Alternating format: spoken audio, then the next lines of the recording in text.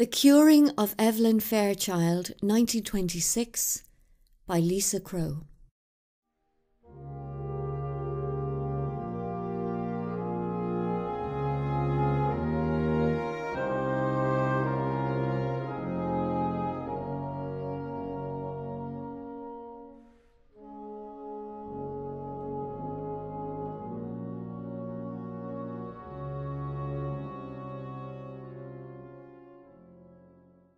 When sense is so common, Evelyn only wanted to be extraordinary.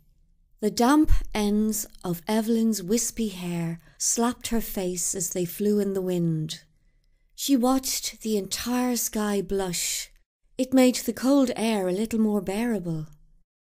Today marked her 3,285th day of independent breathing, yet she stood barefoot and shivering for yet another punishment. Evelyn could still feel where her mother's hand had hit her cheek, and her ears rang from her mother's screaming. It wasn't Evelyn's fault. She was just curious. She didn't understand. In her mind, she'd done nothing wrong.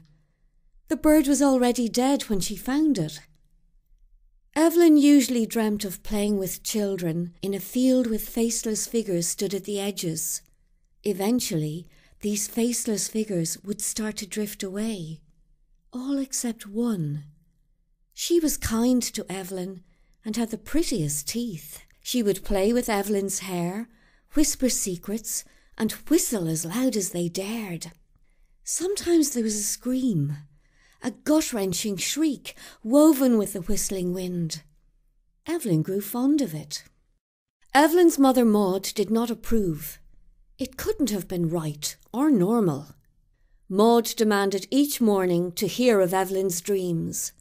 Evelyn didn't yet have enough sense or deceiving nature to tell anything other than the truth. So each morning, Evelyn was punished accordingly, as her mother clutched her blessed beads and murmured the decades. This did not mean that her sick curiosity went undeveloped. The bird incident was just the first of many. In school they had played with cogs. They'd fascinated Evelyn and explained so much. So when she heard a bird crow as it fell, or a pup whimper as it was kicked, she wondered why. How? How did such a complicated series of cogs fit into such a small warm body? So she checked. But each time she found the mechanisms they held had already stopped working. She soon learned she needed to be quicker. She just needed practice. Her whole face, stance shifted when she plotted. Her body held a temporary air of confidence. It scared her parents. Their daughter frightened them, and it became clear that there was little they could do to change this. No breaking of the rules, home or biblical, went unpunished.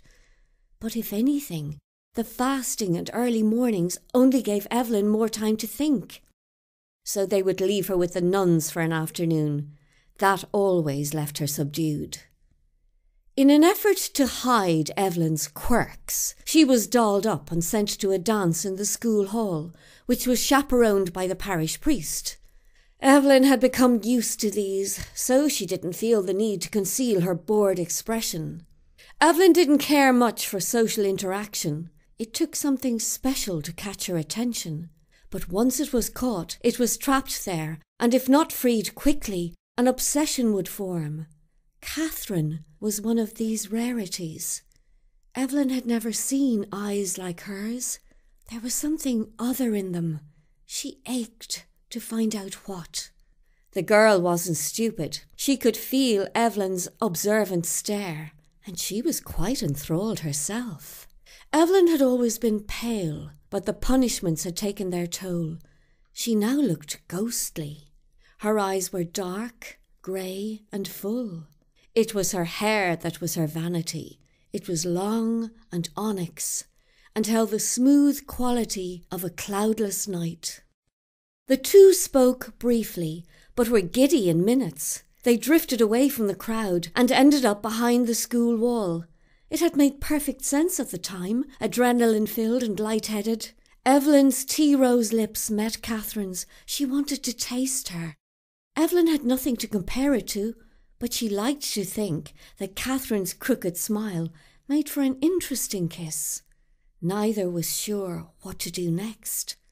So Evelyn, being the braver of the two, reached out and traced Catherine's eye sockets. The fingertips travelled down to draw patterns on her flushed cheeks. Evelyn immediately stood taller, imagining what could lie beneath. She made note of all these things when she heard footsteps coming quickly. She didn't need oracles or pagan gods to know their nodded goodbyes would be their last. At 18 years old, she shed a layer of lies before God, whispering her secrets in the left ear of a balding man. Even through the dust motes and metal grating, Evelyn saw Father Murphy's face. His eyes said she was impure, unclean. His heavy voice upheld this opinion.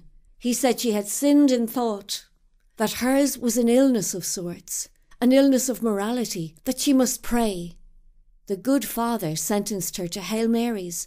"How many, Father?" her voice shook out. "Until it is enough." He promised Evelyn hell or absolution. This regime, at the very least, kept Evelyn busy. It became the first constant in her life and gave it a sense of strange normalcy. It was decided Evelyn was sick and they sent her to be cured. She remembers arriving at the institution, but only just. That first assault of the omnipresent stench of human waste, which got worse the further down the building one went, the worse one's condition was judged. And the cold, the bone-rattling cold. And her first feel of the thin, coarse gowns. At night, the patients were stripped, and if lucky, bathed. They were herded like cattle to the loathsome sleeping hall, dehumanized in every sense of the word. Evelyn had not seen a mirror in years, but she could feel the deep rings under her eyes. She saw the dry, pale and cracked skin on her hands, and could only imagine her face.